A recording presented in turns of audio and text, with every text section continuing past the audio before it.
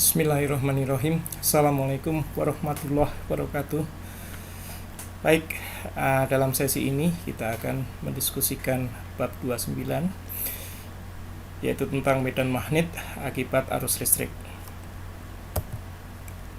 Kita mulai dengan menghitung medan magnet akibat arus listrik. Kita lihat di gambar sebelah kiri. Anda akan melihat suatu kawat ya, yang dialiri oleh arus listrik sebesar I. Kita sekarang akan melihat pengaruh suatu potong kawat di sini sepanjang ds yang dialiri oleh listrik searah dengan garis ini ya, terhadap suatu titik sejauh R ya, arah R ini yang kita sebut sebagai titik P dengan sudut ya yang terbuat di sini adalah theta. Jadi kalau dinyatakan dalam formula maka kita sebut sebagai setiap perubahan dari magnetnya, perubahan medan magnet yang diakibatkan oleh setiap penggalan kawat yang dialiri oleh arus I adalah ya mu0, permeabilitas di vakum ya, dibagi 4pi kalikan besaran arusnya yaitu I ds sin theta per R kuadrat, yaitu absolut jarak antara penggalan kawat tersebut ya terhadap titik P tadi. Nah, kita tahu di sini bahwa unit atau parameter permeabilitas adalah dinyatakan di sini ya, mu0 sama dengan 4pi kali 10 pangkat minus 7 Tesla meter per ampere ya. Nah, kita bicara lebih lanjut di bawah ini. Konsepnya adalah bahwa medan magnet itu adalah vektor, punya arah ya, dan itu diakibatkan oleh arus listrik yang arahnya berapa? 90 derajat terhadapnya, dan juga jarak atau distance atau space di antara keduanya, yang antara kawat dan titik di mana kita melihat itu juga dinyatakan sebagai suatu vektor. Dan ketiga vektor itu yaitu arah arus, arah jarak ya dari kawat ke titik tersebut, dan kemudian arah medan magnetnya harus membentuk vektor-vektor yang ada dalam 3 dimensi saling tegak lurus ya. Jadi mereka ketiganya ini saling tegak lurus, sehingga kita bisa menyatakan apa yang ada di formula yang pertama ini tadi ya, di formula 29-1 ini bisa dinyatakan lebih dalam bentuk formulasi vektor, yaitu dalam bentuk cross product ya. Jadi B ini ya, di B ini memiliki vektor yang tegak lurus, pasti tegak lurus terhadap arah dari listrik yang melewati ds dengan R ya. Nah, di sini R ini di atas ini tidak ada, tapi R ini diperkenalkan karena R ini kalau dibagi dengan R yang ada di bawah sini, dia adalah unit vektor yang menyatakan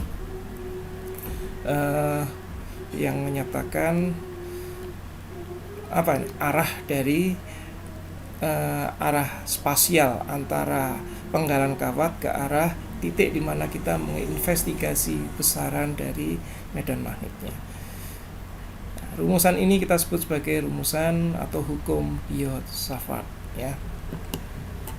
Kita lanjutkan. Nah, untuk lebih lanjutnya, apa hubungannya antara arus listrik dan arah medan magnet? Ini dihubungkan dengan apa yang kita sebut sebagai right hand screw rule ya. Jadi screw itu kalau kita putar ke kanan, maka arah dari skrunya adalah menuju ke screen kita ya. Jadi kalau saya memutar skru begini, maka si skru itu akan menuju ke dalam dari screen kita ini, atau halaman di mana kita mendiskusikan ini, yang kita sebut sebagai right hand screw rule ya, yang ada di aturan skrup dunia barat, Western Rule ya. Jadi kalau arusnya menuju ke dalam screen kita ini ya, layar kita ini, maka putaran arah dari medan magnetnya adalah sesuai dengan arah jarum jam, jadi clockwise. Nah, ini berbeda dengan orang Rusia ya. Kalau orang Rusia biasanya skrup diputar ke kiri, dia justru akan menuju ke lurus ya, ke dalam. Jadi yang kita pakai adalah hukum skrup dari Western ya. Ya, ini gambaran lain lagi di sini. Ini kalau Anda ingin bereksperimen, Anda punya kertas yang ditembus oleh suatu kawat yang dialiri listrik yang cukup kuat ya. Maka kalau Anda tebarkan bubuk besi di sini, maka bubuk besi tersebut akan terbentuk menjadi lingkaran-lingkaran yang menggambarkan adalah gambaran medan magnet yang terbentuk karena aliran kawat tersebut. Kalau kita kembali lagi sebelah kiri di sini, ini secara visual kita mendapatkan gambaran bahwa medan magnet yang di dekat kawat beraliran listrik tadi itu akan lebih kuat, digambarkan dalam bentuk kerapatan dari garis-garis medan magnet yang jauh lebih rapat dibandingkan kalau itu di luar ya. Jadi yang di dalam sesuai dengan rumus yang di bawah sini ya, semakin R-nya semakin jauh maka dia akan semakin renggang, tapi kalau dia dekat berarti dia semakin rapat. Nah, kalau kita integralkan ya, kalau tadi rumus yang di depan tadi ini hanya oleh sepenggal panjang kawat ya, ini nilainya. Tapi kalau kita mendiskusikan untuk panjang kawat yang sangat panjang atau tak berhingga, dan kita ada di tengahnya, yang medan yang kita teliti adalah medan di titik 0 di sini, kawatnya panjangnya adalah tidak berhingga dan minus tidak berhingga di bawah sana. Maka kita akan mendapatkan medan magnet yang akan ada di titik B atau titik P ya, medan magnet B di titik P tersebut besarnya adalah mu 0 I dibagi 2 pi R ya. Jadi seperti menggambarkan di atas ini, semakin R-nya semakin dekat berarti dia akan semakin rapat. Selanjutnya, nah di sini kita membicarakan bagaimana kita menyelesaikan persamaan tadi ya. Kalau di sini kita berbicara titik P adalah ibaratnya kalau kawatnya ini panjang, maka kawat di tengah di sini adalah titik 0, ke sana adalah plus tidak berhingga, di sini adalah minus tidak berhingga. Persamaannya dinyatakan dalam bentuk ini ya, yang kita nyatakan tidak dalam bentuk vektorial untuk mempermudah perhitungan integralnya nanti. Kemudian kita integral berdasarkan ds-nya ya. Jadi kita bicara tentang S ke arah tidak berhingga dan minus tidak berhingga. Keduanya simetrik sehingga akibatnya simetrik, sehingga kita bisa menyatakan batasan integralnya nanti dari 0 ke plus tidak berhingga tapi dikalikan 2 ya. Seperti yang dinyatakan di sini ya. B secara keseluruhan merupakan integral dari dB dari masing-masing penggalan kawat tadi, dimana kita mengalihkan 2 karena kita menganalisa dari 0 ke tidak berhingga dan 0 ke minus tidak berhingga, sehingga apa? Sehingga kita mengalihkan 2 terhadap integral dari 0 ke tidak berhingga ya. Kalau kita masukkan semua rumusnya, kita akan mendapatkan ya, persamaan di depan tadi, kita akan mendapatkan persamaan seperti ini. Nah, kita manipulir sekarang bahwa R itu adalah jarak dari titik pengamatan observasi terhadap medan magnet terhadap kawat tersebut, sehingga R kecil ini ya itu merupakan akar dari S kuadrat plus R kuadrat ya. Sin tetanya sendiri bentuknya adalah seperti ini. Nah, sekarang kita plugin di sini R yang ini kita masukkan ke sana, sedangkan ini sebagai sin theta kita masukkan ke sini seperti yang terlihat dalam persamaan 29-6 ya. Terakhir ini yang perlu saya jadikan PR ini, bagaimana setelah kita mendapatkan bentuk model integral ini dia menjadi ini, sehingga kita bisa mendapatkan persamaan ini, ya.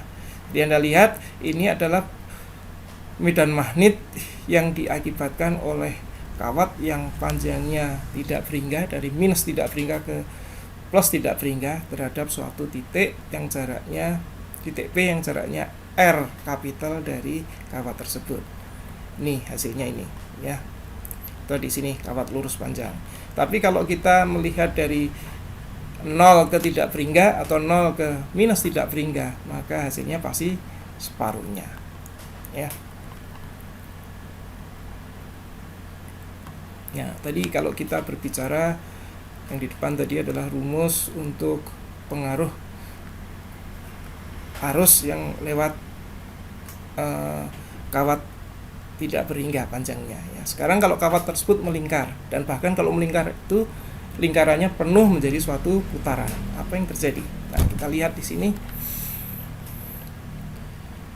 Rumusnya masih sama, kita menggunakan dasar dari rumus Biot-Savart. R di sini menyatakan jari-jari dari putaran atau lingkaran dari kawat tersebut, ya. Kalau kita integralkan, ya, dB ini kita integralkan, batasannya misalnya bukan 360 derajat atau bukan 2pi dalam radian, ya, tapi dalam bentuk V, ya. Jadi lengkungannya hanya terbatas satu lengkungan saja, maka kita bisa mendapatkan rumusan, ya. Ini bisa kita buang semua karena R-nya selalu tetap, kita bisa buang ke depan sini, ya. Ini selalu taruh ke depan. Maka kita tinggal di integral dari dV, ya, dari 0 ke V. Artinya apa? Kita hanya mendapatkan nilai V di sini aja.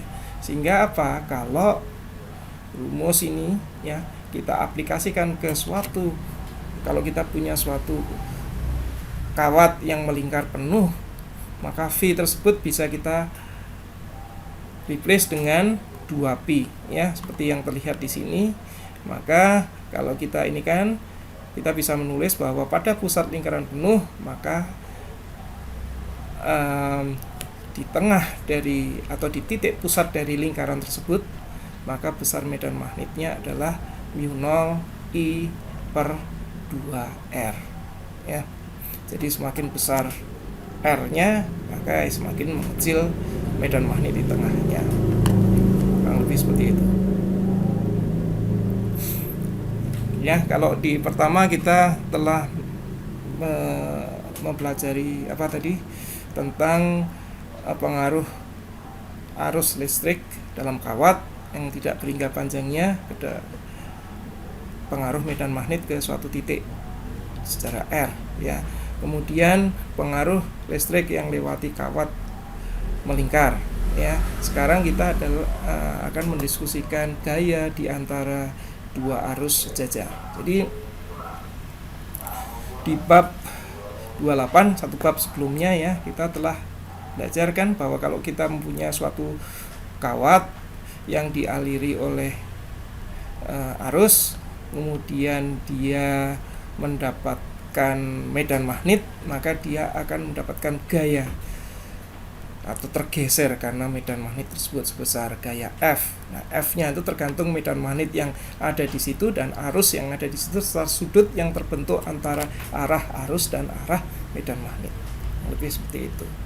Nah, kalau ada dua kawat seperti ini, apa yang harus kita kalkulasikan? Kita ambil salah satu kawat saja. Kawat, kemudian kita hitung medan magnetnya terhadap di tempat kawat yang lain, ya. Baru dari situ, kalau kita sudah tahu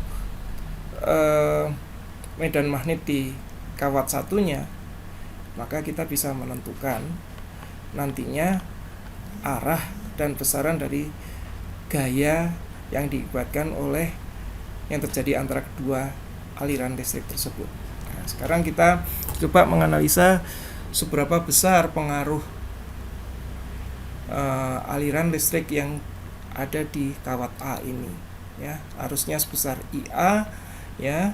Maka BA dan berapa pengaruhnya terhadap titik di sini di kawat B ini yang arahnya adalah sejajar. Maka BA sama dengan ini, ya. Ini yang sudah kita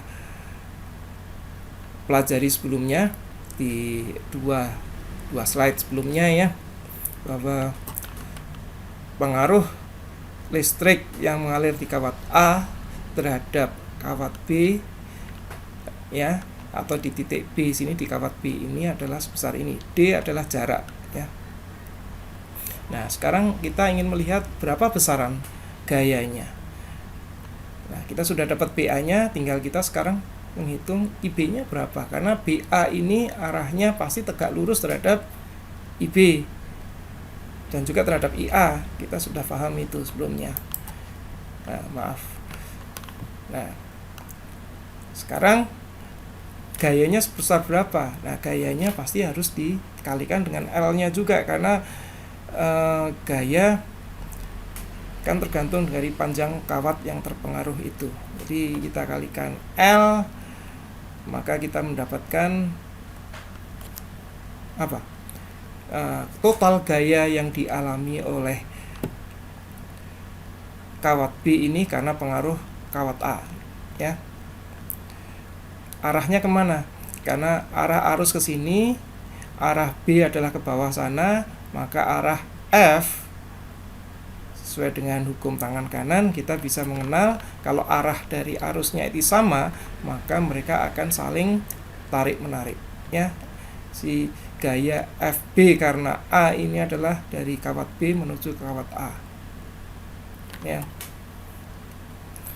Jadi kita bisa membayangkan kalau ada dua kawat yang dialiri oleh arus, maka kedua kawat itu akan saling mendekat. Tapi kalau arahnya berbeda, satunya begini, maka mereka akan merenggang ya. Kurang lebih itu. Kalau dinyatakan lebih detail lagi, maka ini L ini menyatakan korelasi panjang antara kedua kawat tersebut ya. Jadi kalau L-nya semakin panjang berarti gayanya semakin panjang ya. Tergantung juga kepada kedua arus A, IA dan IB, dan juga jarak dari kedua kawat tersebut. Kita akan menyatakan seberapa besar kekuatan untuk saling mendekatkan atau saling merenggangkan kedua kawat tersebut. Oke, kita sudah mengenal tadi namanya hukum Biot-Savart ya. Hukum Biot-Savart Anda simpulkan tadi adalah bagaimana kita menghitung medan magnet akibat arus listrik yang mengalir dalam suatu kawat. Ada kawat yang dialiri arus listrik akan mengakibatkan medan magnet sekitarnya. Kita menghitung medan magnet sekitarnya. Itu dirumuskan oleh hukum Biot-Savart. Nah, sekarang kita bicara tentang hukum Ampere di sini ya. Apa itu hukum Ampere? Hukum Ampere menyatakan bahwa kita sudah mengenal kan kalau ada arus listrik ya, maka akan terjadi medan magnet di sekitarnya. Nah, jika medan magnet ini kita integralkan dalam bentuk integral line integral, maka total line integral dalam bentuk apapun itu akan menggambarkan jumlah arus yang ada di dalam close loop yang disebut sebagai loop integral ini ya. Anda mau bikin loopnya seperti ini silahkan, mau bikin seperti yang sama di gambar ini silahkan, mau besar lagi silahkan.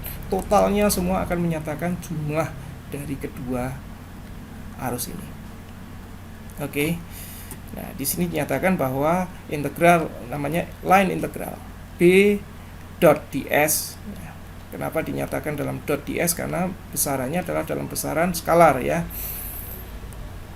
Itu sama dengan mu 0 I INC, itu singkatan dari enclosed. Jadi total arus yang ada di dalam sini. Kalau arus satunya menuju ke dalam, satunya lagi menuju keluar, maka jumlah keduanya lah yang disebut sebagai I enclosed tadi. Ini yang kita sebut sebagai hukum Ampere. Yang menyebutkan bukan si ampernya ya, tapi ini dikonklusikan oleh si Maxwell. Jadi si Maxwell membantu Ampere untuk menyatakan rumusan ini adalah diciptakan oleh Ampere. Jadi Tadi yang saya katakan I enclosed itu I1 minus I2. Nah, Anda sambil melihat-lihat nantinya ya hukum tangan kanan kayak apa. Jadi kalau seperti ini, kalau medan magnetnya arahnya seperti ini, arusnya kan berarti secara total harusnya arahnya ke sana. Artinya apa?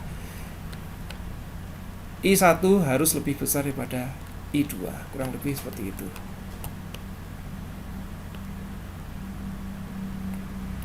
Oke, sudah sampai di itu tadi pengertian dari hukum Ampere ya. Sekarang kita ingin melihat hukum Ampere itu untuk menganalisa medan magnet ya yang ada di sekitar suatu kawat. Nah, kita lihat di sini kita punya suatu penampang kawat yang jari-jarinya permukaan kawat R.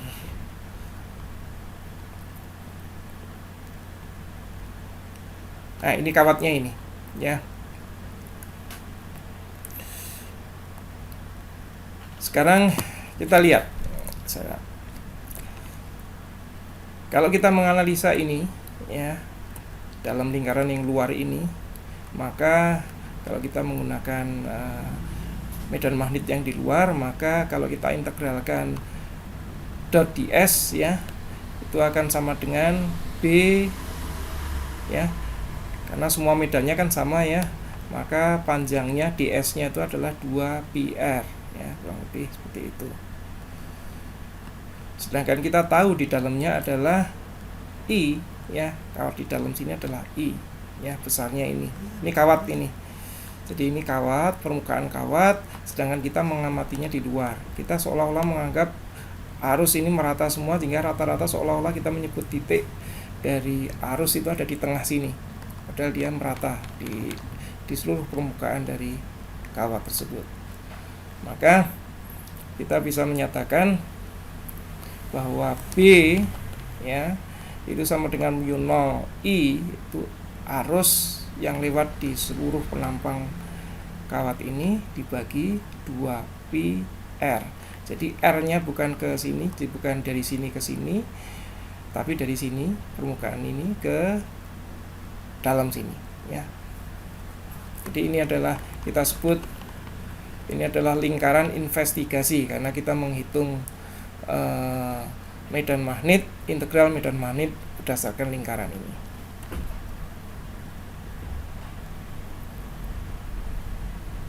Sekarang berbeda dengan tadi, kalau kita melihatnya bukan di luar dari kawat, ini kawatnya ini, tapi kita sekarang adalah melihat medan magnet yang ada di dalam kawat sini, bukan di luar tapi di dalam.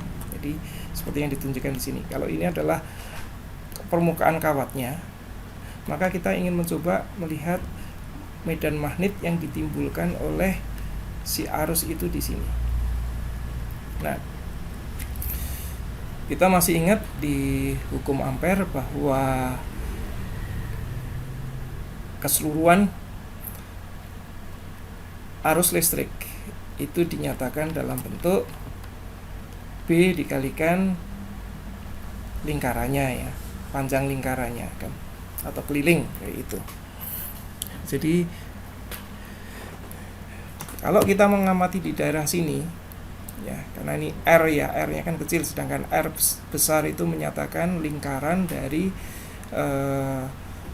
kawatnya, sedangkan R kecil adalah lingkaran dari tempat kita mengamati medan magnet di dalam kawat tersebut.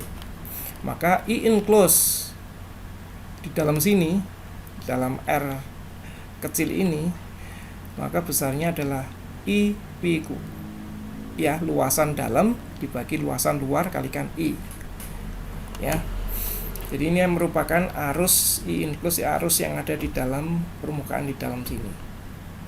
Maka kalau kita ingin menyatakan besaran ini, si besaran arus ini kan besaran arus yang enclosed ya, ini besarnya adalah sekian ini, betul kan ya? Sehingga kalau kita nyatakan B, maka kita tinggal pindah term ini, pindah ke sini, sehingga kita bisa mendapatkan kesamaan ini. Ini di dalam kawat lurus ya. Jadi kalau kita mengamati medan magnet di dalam suatu kawat, dalam kawat, maka rumusnya adalah ini. Kalau di permukaan kawat, maka R kecilnya menjadi R besar, sehingga akan kembali lagi menjadi persamaan sebelumnya. Baik, kita akan melihat kalau tadi hanya individual wire atau kawat tunggal lurus, kawat tunggal melengkung. Sekarang kita berbicara tentang kawat yang dilengkungkan tapi berkali-kali, yang kita sebut sebagai apa? Kumparan, ya. Ini kumparan atau kita sebut sebagai solenoid, ya. Apa yang terjadi dalam solenoid? Maka kalau Anda punya semuanya bergabung menjadi satu, apa? Akan terjadi pemusatan arah dari medan magnet terbesar adalah di tengah. Sedangkan di luar sangat kecil, ya. Tapi di sini akan sangat kuat, sehingga apa? Ini adalah kutub utara, ini adalah kutub selatan dari magnet tersebut. Jadi ini menjadi sumber medan magnet kalau dialiri listrik, ya. Jadi sumber dari ini kutub utara dan ini kutub selatan. Jadi kalau digambarkan lebih bagus lagi, kita bisa mendapatkan gambar di sini. Anda lihat di sini seluruh flux ini akan kembali lagi ke sini, jadi melingkar ini, sama ini tersebar merata. Jadi apa yang Anda dapatkan di sini ini adalah sangat kecil. Ada medan magnetnya, tapi sangat kecil yang ada di luar. Sedangkan yang ada di sini tengah sini adalah medan yang sangat besar. Jadi kurang lebih kalau dihitung, ini adalah kumparan penampang dari masing-masing kawat. Maka kalau kita menghitung, misalnya ini adalah panjangnya H, ya. Ini ada beberapa penggalan dari A ke B, B ke C, C ke D, dan D ke A. Maka yang akan paling menghasilkan besaran adalah yang ini, ya.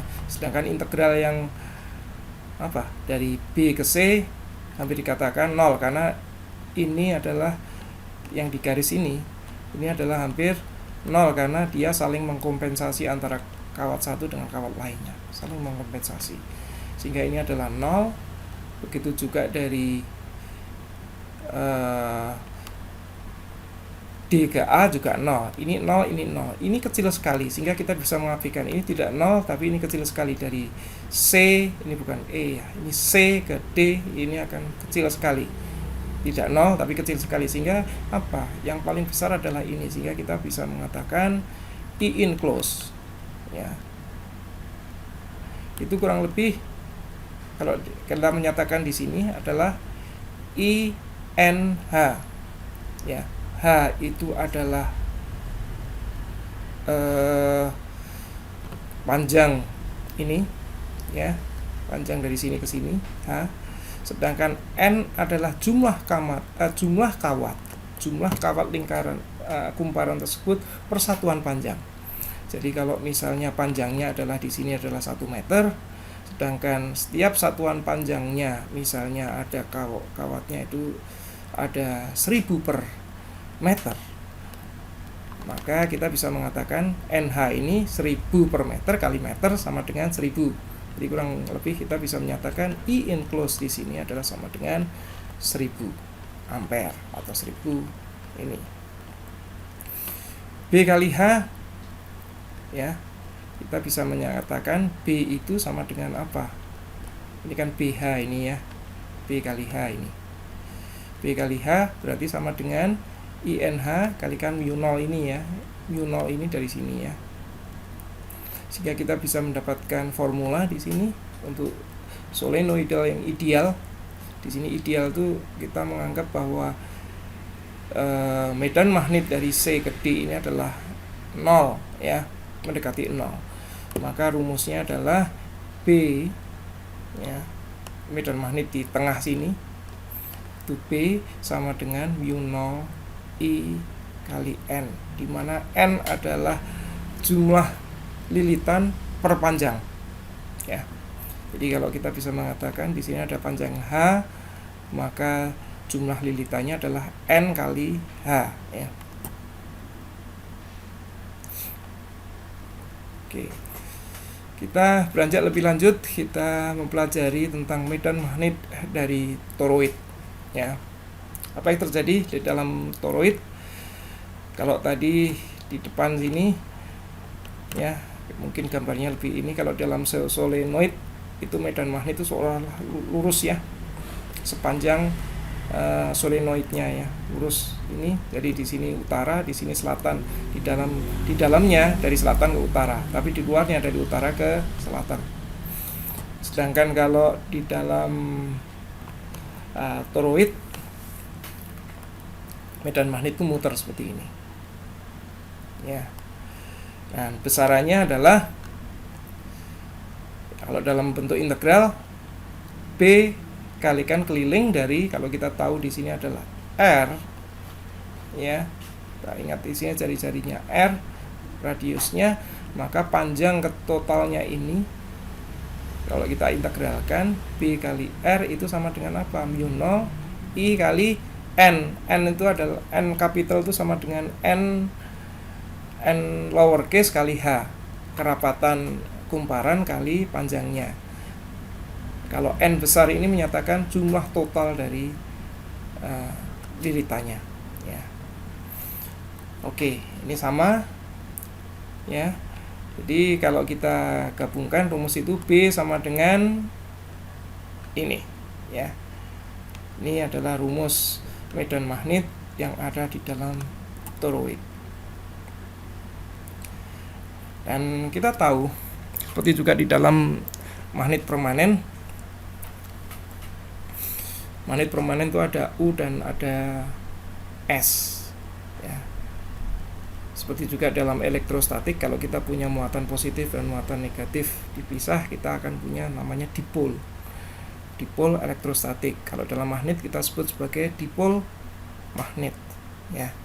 Nah, kita bisa menyebut ya, torsi dalam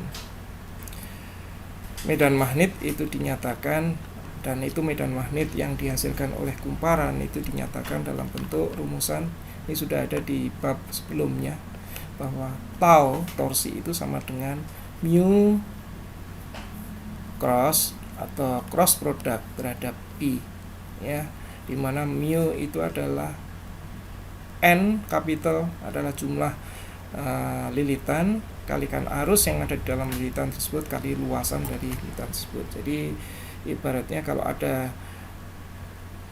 medan magnet yang horizontal, kemudian kita punya suatu kumparan yang permukaannya arahnya adalah vertikal, maka dia akan mendapatkan torque yang sebesar-besarnya. Karena apa? Bentuk antara arah mu-nya, arah dari vektor luasan ini, vektor A-nya ini ya, ini adalah tegak lurus terhadap medan magnet, sehingga torque-nya adalah terbesar, sehingga dia akan berputar seperti ini. Nah, pada saat dia seperti ini, di mana A vektor luasan itu sejajar dengan B, maka torque-nya menjadi kecil. Kurang lebih seperti itu apa yang dimaksud di sini torque. Jadi Jadi torque ini kalau digambarkan dalam perkalian vektor, arahnya menjadi arah ke seperti apa namanya? Seperti right hand screw tadi ya, right hand screw rule ya. Lebih seperti itu. Baik, terima kasih untuk sesi ini. Nanti ada beberapa contoh soal, ada beberapa yang harus Anda kerjakan. Terima kasih, sampai ketemu di bab selanjutnya.